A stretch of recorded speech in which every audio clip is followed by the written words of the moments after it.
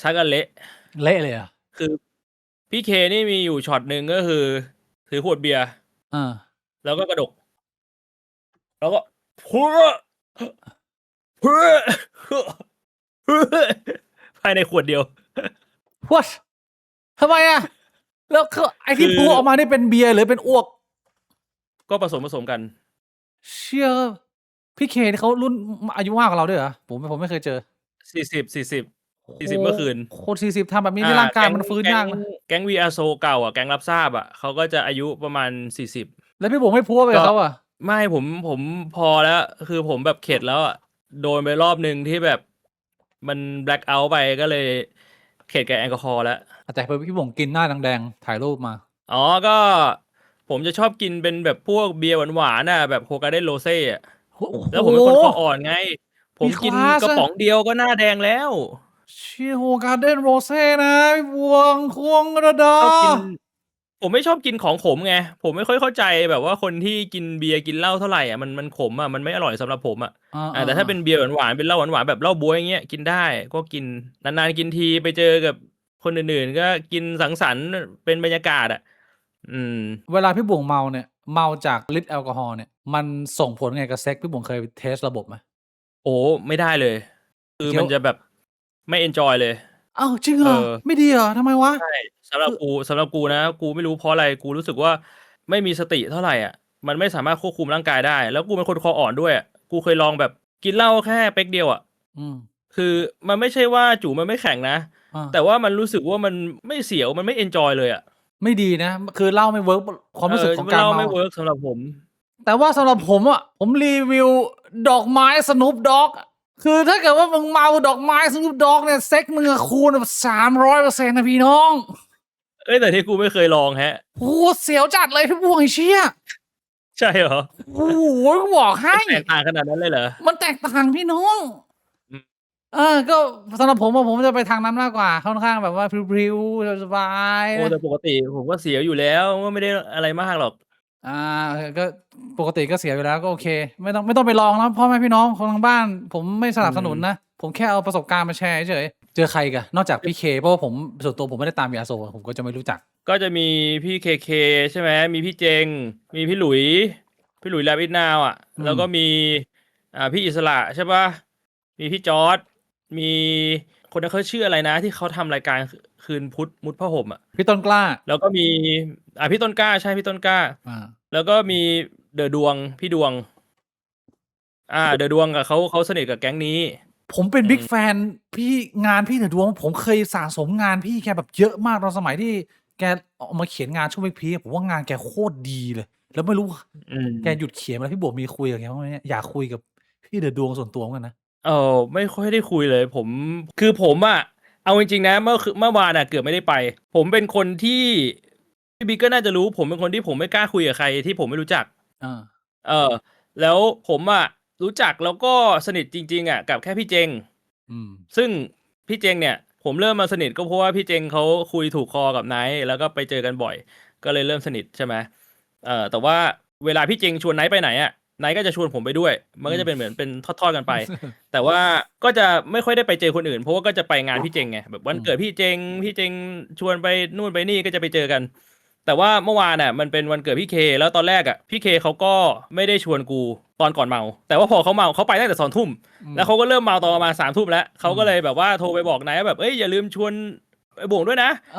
ไนท์ก็เลยโทรมาชวนกูตอนแบบ4 ทุ่มคือกูกำลังจะนอนแล้วกูก็เลยแบบไปดิคือกูเป็นคนเกรงใจไงคือถ้าเขาไม่ชวนกูก็ไม่อยากไปแบบกลัวแบบว่าเขาจะมองว่าแบบเฮ้ยไม่ชวนแล้วมึงมาทำไมทั้งที่กูก็รู้อยู่แล้วว่าเมื่อวานอ่ะวันเกิดพี่เคกูก็ไปแล้วพอไปถึงอ่ะพี่เคเขาเมาแล้วใช่ไหมเขาก็เลยมาคุยกับกูว่าแบบเฮ้ยตอนแรกอ่ะพี่ก็ไม่กล้าชวนเพราะพี่ก็ไม่รู้ว่าบ่วงอ่ะคิดยังไงเพราะว่าพี่เคยคุยกับบ่วงรอบนึงพี่จำได้เลยตอนนั้นวันเกิดพี่เจงมั้งพี่ถามบ่วงว่ารอยสักบ่วงอ่ะมาจากไหนแล้วตอนที่บ่วงอธิบายให้พี่ฟังอ่ะหน้าบ่วงเหมือนแบบคิดในใจว่าแบบเฮ้ยไอ้เชี่ยนี่มึงมายุ่งอะไรกับรอยสักกูวะพี่บ่วงเชงกูพูดกับกูไม่ใช่พี่เคเขาพูดกับกูแบบนั้นกูก็บอกว่าไม่ใช่พี่ผมไม่ได้คิดอะไรแต่ผมอาจจะเป็นคนที่ผมแบบว่าเป็นอินโทรเวิร์ตอะผมไม่ค่อยกล้าคุยกับใครเป็นคนหน้าดุไง คือเหมือนแบบตอนแรกพี่เคเขาก็แบบเกรงใจแต่พอเขาเมาแล้วเขาก็กล้าคุยไง กูก็แบบกูก็พูดตรงๆว่ากูไม่ได้อะไรเลย แต่กูอ่ะเป็นคนที่มันไม่ใช่แค่ขี้เกรงใจอย่างเดียว กูเป็นคนที่แบบว่าพอมันมีดราม่าหลายๆรอบอ่ะบางทีกูไม่รู้ว่าคนอื่นอ่ะเขาคิดกับกูยังไงเขาเกลียดห นึ น้าก ออก เรา ไหม หรือเปล่าเขาอาจจะไม่ชอบหเออ น้าเราอะไรอย่างนี้ไหม เขาอาจจะไปเห็นดราม่าในอินเทอร์เน็ต แล้วเขาก็รู้ว่าแบบเอ้ยไอ้เชี่ยนี่หน้าตาแบบนี้ชื่อนี้ความคิดมึงเป็นแบบนี้เฮ้ยกูไม่ชอบหน้าแม่งเลยว่ะคือกูไม่รู้ไง อืมว่าใครคิดยังไงกับกู อืม กูเลยไม่กล้าคุยกับใครเว้ย โอ้ ถ้าสม โอ มุ เค ติว่าเขาไม่มาทักกูก่อน กู อ่า กูจะไม่กล้าเลย มันไม่ใช่ว่าหยิ่งหรือว่ากูไม่ชอบหน้าคนอื่น แต่กูเป็นอารมณ์แบบกูกลัว ว่าแบบกูไปคุยกับเขาทั้งที่เขาไม่ชอบกู แล้วเขาก็คงคิดในใจว่าแบบไอ้เชี่ยนี่มาทักกูทำไมวะกูพยายามเลี่ยงไม่คุยกับมึงอะไรแบบเนี้ย อืม อันนี้ก็เลยเป็นส่วนหนึ่งว่า คือพี่ดวงเนี่ยก็เจอบ่อยนะ เพราะว่าเขาอยู่แก๊งนี้ไง อืม เวลาพี่เจงชวนไหนชวนกูไปกูก็เห็นเขานั่งกินเหล้ากันแต่กูไม่กล้าคุยกับเขา เออ แบบมีนานๆคุยกันทีแบบว่าเล่นเกมในวงเล่าอะไรแบบเนี้ย พอคนอื่นเขาเข้ามาทักอ่ะมันก็เลยทำให้เราสบายใจขึ้นเพราะเมื่อวานพี่เคเขาก็เข้ามานั่งคุย พี่หลุยเนี่ยก็คือคุยกันก่อนหน้านี้อยู่แล้วตอนที่ไปรายการเสทนาของแกมันก็เลยเริ่มสนิทกัน แล้วพี่ต้นกล้าผมไม่ชัวร์ว่าต้นกล้าเขาเป็นพี่หรือเป็นน้องผมผมอายุ36ใช่ไหมเรียกว่าคุณต้นกล้าแล้วกัน เรียกแบบให้เกียรติคือเขาก็เข้ามานั่งคุยเขาบอกเนี่ยผมเพิ่งเล่น POE 2ได้3 วันแล้วเห็นเจงเขาบอกว่าเอ้ยบ่วงเล่นเยอะเหรอผมบอกใช่ครับอะไรอย่างงี้ก็เลยนั่งคุยกันนิดหน่อยแต่ว่าในงานเพลงมันก็ดังมันเป็นร้านปิดแล้วก็แบบมีวงดนตรีเล่น คือเพลงมันดังก็พยายามคุยอยากคุยกับเขานะ แต่ว่าพอเพลงดังปุ๊บมันก็คุยแล้วมันไม่ค่อยได้ยินก็คุยกันได้แป๊บหนึ่งแต่ว่ามันก็ดีนะที่เขาเข้ามาคุยอะไรอย่างเงี้ยหรือว่าพี่อิสระหรือพี่จอร์จเงี้ยเวลาเขาเห็นหน้าเขาก็ทักตลอด มันก็เลยทำให้เราแบบเรารู้สึกสบายใจขึ้นว่าอย่างน้อยๆเขาไม่ได้เกลียดขี้หน้าเราพี่บวกคิดมากเกินไปพี่เขาก็น่าจะเป็นคนอัธยาศัยดีผมก็ติดตามงานพี่เขาหลายๆคนหวังว่ามีโอกาสจะได้มีโอกาสไปทักทายนะพี่บวงเชื่อใช่ก็เดี๋ยวเขาก็น่าจะชวนไปกินกันเลยแหละคือมันมีอยู่อย่างหนึ่งด้วยก็คือเหมือนพี่เคเนี่ยเขาเล่าว่าวันเนี้ยมันมีบอสลงใน POE มันเหรอมีคนอยู่คนหนึ่งไม่ใช่ใน POE เมื่อวานในงานวันเกิดคือมันมีคนอยู่คนหนึ่งที่กินเหล้าเก่งมากพี่เคบอกว่าคนเนี้ยเขานับถือเลยเขาพยายามชนมากับทุกคนในวงการแล้วไม่มีใครสู้เขาได้เขาว่าเขาก็แข็งพอตัวแล้วเชี่ยแต่ว่าคนเนี้ยคือกูไม่พูดชื่อแล้วกันกูเกรงใจคนเนี้ยเขาให้ว่าเป็นที่1เลยเขาไม่เคยแบบว่าเอาลงเลยแต่กูไม่รู้ว่าเขาอยากให้พูดชื่อหรือเปล่าไงกูไม่พูดชื่อแล้วกันแล้วเขาบอกว่าวันเนี้ยเขาจะเอาให้ลงให้ได้เชี่ยบอสตัวนี้ต้องปราบให้ได้แล้วที่บอกว่าเป็นบอสเนี่ยเพราะว่าเป็นคนที่ไม่ได้มางานบ่อยๆด้วยต้องเป็นงานใหญ่เขาถึงจะมาทีนึงแล้วปรากฏว่าอะไรรู้ป่ะปรากฏว่าเป็นไงประมาณตี 2ตี 3บอสบอกว่ากูยอมแพ้ก็ได้พอดีพรุ่งนี้กูมีธุระตอนเช้า คือแบบว่ายอมแพ้ด้วยแบบว่าโดนสภาพสังคมบีบบังคับไม่ได้ยอมแพ้เพราะว่าแพ้จริงๆพี่เคเขาก็เลยแบบไอ้เชี่ยคือกูตั้งใจจะปราบบอสไงถึงขนาดว่าแบบไอ้ที่ว่ากระดกเบียร์อยู่แล้วอ้วกพุ่งก็เพราะว่าแบบร่างกายมันไม่ไหวแล้วมันไม่เอาแอลกอฮอล์แล้วใจเขาคือเขาจะปราบบอสนี่บอกเลยว่าเชี่ยมันก็เลยมาเป็นภาพที่บอกว่ากระดกเบียร์แล้วอ้วกไปด้วยครั้งสุดท้ายที่ผมเห็นเพื่อนพยายามจะปราบบอสใจสู้เนี่ยมันเป็นภาพของเพื่อนเก่าผมคนหนึ่งที่กินเพียววิสกี้18 วินาทีพี่บวงตอนที่กินก็คือเรียกว่าใครต้องการมาเนี่ยเรียกว่ารุ่นน้องคนไหนที่ว่ามึงเก่งมึงจะจำได้เลยเพื่อนคนนี้ถ้ามึงเก่งเจ๋งมึงเข้ามาแล้วมึงกระดกกี่วิของกูคูณ2เชียร์เห็นแม่งเอาวิสกี้ขึ้นมาก็โดนไปผมจำได้ว่าน่าจะมี18 วินาทีพี่บวงแบบว่าก่อไปก่อกลืนนะครึ่งชั่วโมงถัดไปภาพที่ผมเห็นคือผมไม่ได้เป็นคนกินแอลกอฮอล์ผมไม่ได้ไปร่วมสังสรรค์อะไรกับเขาผมเป็นสนูปด็อกผมก็นั่งชิวๆอยู่แบบริมบ่อน้ำแต่ว่าผมว่ามีสติตลอดเวลาไงคุณนึกภาพว่าสมมุติว่า4 ทุ่มคุณเห็นการดวลกันของคนที่แม่งเก่งเจ๋งแบบว่าแบบนี้ครึ่งชั่วโมงถัดไปผมหันไปที่เพื่อนคนนี้เพื่อนผมคนนี้เนี่ยนอนอยู่บนพื้นหญ้ากางเกงยีนเนี่ยมาอยู่ที่ข้อเข่าแล้วตรงรูทวารเนี่ย มีขี้ท้องเหลวอะสำลอกมากรอกกรอกแบบว่าสติของเจ้าตัวหมดไปแล้วแต่ว่าน้ำขี้ออกมาเรื่อยๆปรอกเป็นออโตเมติกนี่คือสภาพของคนที่เก่งเจ๋งที่กูเจอครั้งล่าสุดที่กินแอลกอฮอล์เป็นไงพี่บงเก่งเจ๋ง กูยังจำเหตุการณ์นั้นได้ ได้เหตุการณ์นั้นได้เหรอพี่บงจำอะไรได้บ้าง คือต้องบอกว่าอันเนี้ยมันเป็นเหตุการณ์ตอนมหาลัยครับ ม ก็คือ10 กว่าปีแล้ว อ่า แล้วถ้าจะให้พูดตรงๆ คือตอนนั้นผมกับพี่บิ๊กยังไม่ได้คืนดีกัน ไอ้ทะเลาะกันนะ ยังทะเลาะกัน ไม่ได้คุยกันนะ ผมก็อยู่ในวง อันนั้นมันยังไม่ได้ผ่านเหตุการณ์ตอนสงกรานต์ตอนนั้นคือผมก็เรียกว่าก็เป็นคนหนึ่งที่แบบ ก็เก่ง ก็ เจ๋ง รู้ อะ ตัวแหละไม่ได้กินแอลกอฮอล์เก่ง ผมยอมรับนะว่าผมไม่ได้กินแอลกอฮอล์เก่ง แต่เวลาเห็นเพื่อนเขากินเราก็ไปกินกันกับเขา ผมว่าจำได้ดี ผมว่านั่งอยู่ในวงเลย เขาบอกอยู่ในวง แม่ เหรอ ทุบโต๊ะแม่งทุบโต๊ะแล้วแม่งก็บอกเลย น้องคนไหนกินเท่าไหร่เดี๋ยวพี่กินคูณ2 เออ ไอ้เชี่ยน้องแม่งมีน้องผู้หญิงคนหนึ่งแม่งหยิบเหล้ามากระดกไป9 วิหน้าแม่งซีดเลย สัตว์ แต่คือแบบว่าศักดิ์ศรีรุ่นพี่มันค้ำคอไง เออ มือต้องกระดกไปเออ ก็กระดกไป18 วิไอ้เชี่ยแบบที่พี่บิ๊กเล่าเลย18 วิจริงๆครับ เออ ทุกคนแม่งแบบเชี่ยตบมือโอ้โหมึงทำได้ไงวะ เออ ผ่านไปไม่เท่าไหร่เท่านั้นแหละ ผมก็ยังนั่งกินอยู่ในวงเหล้าไงพี่บิ๊กอยู่ข้างนอกใช่ไหมพี่บิ๊กเห็นว่าแบบเพื่อนมันไม่ไหวแล้วมันออกมาทำอะไร แต่ผมยังไม่เห็นตอนนั้นนะ ผมไม่รู้เลยว่ามันเกิดอะไรขึ้น POV ของผมมุมของผมคือผมก็เมาก็กินกันจนดึก จนผมไม่ไหวแล้วผมก็กลับมานอน สถานการณ์มันคือไปค่ายกันครับอารมณ์ประมาณว่าเด็กมหาลัยไปค่ายกัน แล้วเป็นค่ายลูกเสือ มันไม่ใช่ที่พักหรูๆมันเป็นที่พักแบบ จับ โร กลาง ง ไง นอ เชี่ น ย แบบเหมือนโรงนอนทหารที่แบบว่านอนเบียดๆกันหลายๆคนแล้วก็เป็นแบบพัดลมผมก็แบบไอ้เชี่ยกูก็เมาแล้วกูไม่ไหวแล้วกูขอไปนอนก่อนแล้วกันก็คำเตียงผมไป ผมนอน ผมกำลังจะสิ้นสติแล้วเสียงสุดท้ายเข้ามาในรูหูผมนะ คือบอกว่าบ่วงมึงอย่าขยับตัวเด็ดขาดข้างๆขี้แตก กูจำได้ว่าเสียงมันเข้ามา แต่สมองกูมันไม่ไหวแล้วคือมันจะชัตดาวน์แล้ว คือมันก็ประมวลผลว่าโอเคไอ้เหี้ยกูห้ามขยับตัว แล้วมันก็วืบไปเลย กูก็หลับไปเลย แล้วก็ตื่นมาตอนเช้า ก็คือกูเดินไปแปรงฟัน กูเปิดประตู แล้วกูหันไป แม่งเป็นกองสีดำๆ อยู่กองหนึ่ง ซึ่งตอนแรกกูแบบกองเหี้ยอะไรวะนึกว่ากองขยะ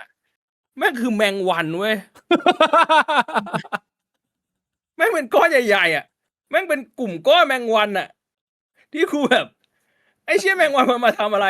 แล้วพอมันมีคนเดินไปใกล้แมงวันมันก็แตกรังออกพึ่งวะ เป็นก้อนขี้ก้อนหนึ่งไอ้สัสกูแบบไอ้เหี้ยหมาที่ไหนมาขี้วะคือกูไม่รู้เรื่องไงแล้วพอเวลามันผ่านไปมันก็ข่าวลือในค่ายนึกออกว่าอันนี้มันเป็นอีเวนต์ใหญ่ที่มันยังไม่ค่อยมีคนรู้ว่าเหตุการณ์จริงๆมันเกิดอะไรขึ้นข่าวลือมันก็เริ่มสะพัดว่าแบบไอ้เชี่ยก้อนนี้มันมาจากไหนจนมันมาประติดประต่อว่าอ๋อไอ้18 วินั่นแหละ มันมาทำให้เกิดก้อนนี้สุดท้ายเนี่ยคือแม่งเป็นสิ่งหนึ่งที่กูก็ยังงงมาถึงปัจจุบันนี้เจ้าของเรื่อง18 วิเนี่ยเขาเลือกที่จะทำลายหลักฐานโดยการเอาอิฐไปทับ เขาไม่เลือกที่จะเอาน้ำไปสาดไปล้างให้มันหายไปนะคือมึงเอาหินไปทับ เรื่องนี้เนี่ยพี่บอกเรื่องนี้มันต้องเป็นกู เพราะว่าคนที่อยู่ในสถานการณ์ตอนนั้นมีมันกับกูไอ้เหี้ยคือ กูเนี่ยเป็นคนเอาเรื่องนี้มาเล่ากูจำได้เหี้ยหลังจากที่ค่ายนี้มันจบไปแล้ว ก็คือผมไม่ได้ไปร่วมแก๊งกินเหล้าเพราะผมไม่กินผมเป็นสายสนุกเหตุการณ์มันเกิดขึ้นยังไงไม่รู้ผมไปนอนก่อน แต่ว่าหลังจากที่ไอ้เชี่ยเนี่ยมันนอนรูทวารสำลอกขี้อยู่สักพักหนึ่งตรงแถวกอหญ้าเนี่ยก็มีเพื่อนเนี่ยก็ลากศพแม่งมานอนข้างๆกูแล้ววันรุ่งขึ้นเป็นวันปิดค่ายทุกคนก็เดินทางกลับสตาฟส่วนใหญ่ก็ไปดำเนินกิจกรรมกับน้องๆหรือไอ้เหี้ยเนี่ยนอนเป็นเหมือนซอมบี้ไร้สภาพอยู่ข้างๆกูตื่นสายด้วยกัน2 คนก็ตื่นขึ้นมาพอแม่งตื่นขึ้นมาปุ๊บเนี่ยก็ไปยืนอยู่ข้างหน้าก้อนขี้แล้วมันก็ถามว่าเชี่ยพี่บิ๊กเอาไงดีวะเชี่ยกูทำไงกับไอ้เชี่ยนี่ดีวะกูบอกเอ้าเชี่ยมึงก็ไปเอาน้ำเชี่ยอะไรมาราดเนี่ยมึงเดินไปที่ห้องน้ำเนี่ยมีขันน้ำเยอะแยะมึงก็ตักน้ำมาราดกูก็แนะนำมาไปอย่างนั้นแล้วกูนึกว่ามันจะฟังกูก็เดินไปแปรงฟันพอกูแปรงฟันเสร็จปุ๊บกูก็เดินกลับมาที่โรงนอนเอาของมาเก็บกูไม่เห็นการเอาน้ำมาราดแต่กูเห็น อิฐก้อนใหญ่ๆเนี่ยวางแปะขี้ซึ่งมันเป็นทางเดินพี่บวกมันเป็นทางเดินที่คนมันต้องเดินผ่านอยู่แล้วอะปกติอะแล้วทางแม่งเรียบๆเงี้ยอยู่ดีแม่งมีอิฐแปดเหลี่ยมแม่งแปะอยู่ตรงพื้นคำถามก็คือว่ามึงแก้ปัญหาแบบเนี้ยมันอาจจะช่วยเรื่องของการแบบผักชีโรยหน้าไงแต่ว่าสุดท้ายแล้วอ่ะคนเช็คสถานที่เขาก็ต้องมายกไอ้เหี้ยอิฐเหี้ยนี้ออกแล้วมึงไม่คิดถึงคนที่เขาต้องเคลียร์ไอ้เหี้ยอิฐก้อนเนี้ยไอ้หมากไอ้เหี้ยแล้วมึงจะให้กูไปล้างเหรอกูก็แบบเอาเฮ้ยมึงทำไมทำแบบนี้วะมันบอกโอ้โหเชื่อมันไม่มีเวลาแล้วว่ะเดี๋ยวน้องมาเห็นอะไรเงี้ยมันก็แบบคนมันลนลานที่บอกมันบอกว่าแก้ปัญหาเฉพาะหน้าแบบเหมือนกับอยู่ในสภาพแบบหมาสะดุ้งอ่ะก็แบบชิมว่าไงดีกูน้องๆมาเห็นขี้อย่างเงี้ยมันเอาอิฐมาแปะไว้แล้วก็เดินไปข้างๆหน่อยมันก็จะมีถังขยะก็เห็นไอ้ขี้กางเกงยีนของแม่งอ่ะที่มันใส่เมื่อคืนเนี่ยแม่งโยนทิ้งลงไปทั้งตัวเลยสั่นนี่คือสภาพแล้วกูบอกโหเชี่ยมึงทำบาปนะมึงทำแบบเนี้ยคือพี่บิ๊กเรียนจบไง อืม พี่บิ๊กจบไปแล้วเรียนจบไปแล้วพี่บิ๊กรู้ไหมว่ารุ่นน้องอ่ะแม่งไปค่ายนั้นอีกรอบตอนมันไปจัดงานรับน้องอิดยังอยู่ไอ้สัตว์ปีถัดไปอ่ะอิดที่แปะขี้ไว้นะยังอยู่กูอ่ะเรียนจบช้าไงพี่บิ๊กอ่ะเรียนจบไปแล้วรุ่นพี่บิ๊กจบไปแล้วกูไปกับรุ่นน้องอิดยังอยู่ไอ้เหี้ยแสดงว่ามันไอ้เหี้ยขี้ท้องเหลวแม่งกลายเป็นกาวไปแล้วอ่ะเหมือนกับว่ามันทำหน้าที่เป็นเหมือนตัวเชื่อมระหว่างซีเมนต์กับอิฐเหรอกูก็ไม่รู้ว่าปัจจุบันมันเป็นยังไงชีวิตเศร้าแต่ว่าหลังจากนั้นเนี่ยบทสรุปของคนที่เก่งเจ๋งก็คือเลิกกินเหล้าไปประมาณ5 ปีกูจำได้สัตว์ชีวิตแบบโอ้ยไหวแล้วจริงๆกูจำได้ว่าเรื่องราวมันรายละเอียดมันมีเยอะกว่านั้นก็คือตัวของผู้ก่อเหตุเนี่ยมันไม่มีสติแล้วตอนนั้นมันไม่มีสติแล้วแต่ว่าที่มันกลับมานอนอยู่บนเตียงได้อ่ะเพราะว่ามันมีคนที่ช่วยอ่ะเขาเล่าให้ฟังว่าแล้วเป็นผู้หญิงเรียบร้อยคนหนึ่งคือกูจำได้ว่าในเหตุการณ์อ่ะคนที่ไปช่วยอ่ะอันนี้กูไม่รู้นะเพราะว่ากูนอนไงแต่ว่ามีคนมาเล่าให้ฟังก็เป็นเพื่อนๆกันอ่ะมาเล่าให้ฟังคือมีผู้หญิงคนหนึ่งแล้วก็มีผู้ชายอีก2 คนมั้งที่แบบช่วยกันแบบจะทำยังไงกับสภาพของเขาดีเพื่อนเขาก็เป็นเพื่อนเราอะไรแบบเนี้ยแล้วผู้หญิงก็แบบเป็นผู้หญิงเรียบร้อยอ่ะกูจำได้ว่าสุดท้ายคือเขาตัดสินใจว่าไม่รู้ว่าจะทำยังไงดีก็คือเอากางเกงที่อยู่ตรงข้อเข่าอ่ะใส่กลับเข้าไป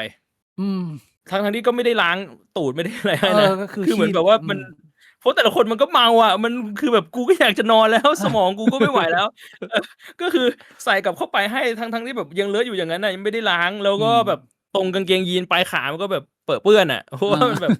ขามันสะบัดไปโดนไงแล้วเขาก็ลากมานอนข้างๆกูใกล้ๆกันเลยเหตุการณ์มันเลยเชื่อมกันว่าไอคนที่ช่วยนั่นแหละเป็นคนที่บอกกูก่อนที่กูจะแบบว่าสมองมันจะชัตดาวน์ไปว่าแบบอย่าพลิกตัวนะข้างๆขี้แตกมันกูจำได้ว่ามีคนมาถามกูว่าพี่บิ๊กทำไงดีจะช่วยยังไงดีกูบอกว่ามึงเก่งเจ๋งปล่อยแม่งนอนจมกองขี้ตรงนี้ไปใหม่สัตว์ไอ้ขี้เก่งเจ๋งนะไอ้คำแนะนำก็คืออย่าไปสนใจแม่งแต่ว่าก็ดีที่แบบมีกัลยาณมิตรที่ดีไงเขาก็ช่วยนะลากกลับมาลงนะแล้วมานอนข้างๆแถวๆเราไอ้ขี้ก็เหม็นทั้งโรงเรือนคนที่ช่วยอ่ะเขาบอกว่าสภาพตอนนั้นน่ะก็คือมึงนึกออกป่ะว่าตรงนี้เป็นกำแพงอ่ะแล้วมึงนอนขาเนี่ยมึงนอนแบบว่าถ่างอยู่แล้วมึงก็หลังพิงกำแพงและระหว่างขามึงอ่ะก็มีก้อนขี้อยู่กางเกงยีนเนี่ยมันก็อยู่ตรงปลายขาไงมันก็นอนอยู่อย่างเงี้ยมันเหมือนมันนอนพิงอย่างเงี้ยแล้วเพื่อนแบบมาเห็นเพราะว่าแบบดึกตื่นมาฉี่เข้าห้องน้ำมันนอนพิงลงนอนอยู่มันก็เลยแบบต้องคุยกันว่าแบบมันต้องช่วยสักหน่อยอ่ะมันไม่ไหวอ่ะภาพที่กูจำได้คืออย่างที่เล่าไปเป็นภาพเดียวเป็นภาพตอนที่มันนอนตะแคงแล้วกางเกงอยู่ตรงข้อเข่าแล้วเหมือนสติของผู้บังคับสมองเนี่ยมันหายไปแล้วแต่ว่าส่วนของลำไส้เล็กก็ยังทำงานอยู่อันนั้นคือภาพที่กูจำได้กูนั่งดูแม่งดูเป็นปรากฏการณ์แบบค่อยๆแบบสำลอกออกมากูดูให้มึงตื่นหรือเปล่าวะมึงตั้งใจปะเนี่ยมึงตั้งใจขี้ป่ะไม่คือหน้าแม่งอะคือแบบวิญญาณแม่งหลุดออกไปแล้วแต่ว่าลำไส้เล็กไม่ยังทำงานอยู่ออกค่อยๆบ้วนขี้ออกมานั่นคือที่ผมจำได้อย่าไปทำนะน้องไอ้ชี้พวกคนเก่งเจ๋งอะสภาพดูไม่ได้กูบอกเลยคือเรียกว่าเป็นอุทาหรณ์อุทาหรณ์คือแอลกอฮอล์เนี่ยกินได้แต่พอดีเอาให้แบบว่าเราเสพบรรยากาศนะแบบคุยสนุกแบบเรียกว่าเอาไว้ break the ice อะแต่ว่าเราไม่จำเป็นต้องกินเยอะเพราะว่ามันหลายๆเรื่องมันไม่ใช่แค่เรื่องของแบบการที่สุขภาพเราย่ำแย่หรือว่าเราจะไป ทำอะไรที่มันอาจจะไม่ค่อยเหมาะกับกาลเทศะของสถานที่เท่าไหร่ มันยังมีเรื่องของการขับรถแล้วมันอันตรายด้วย ใช่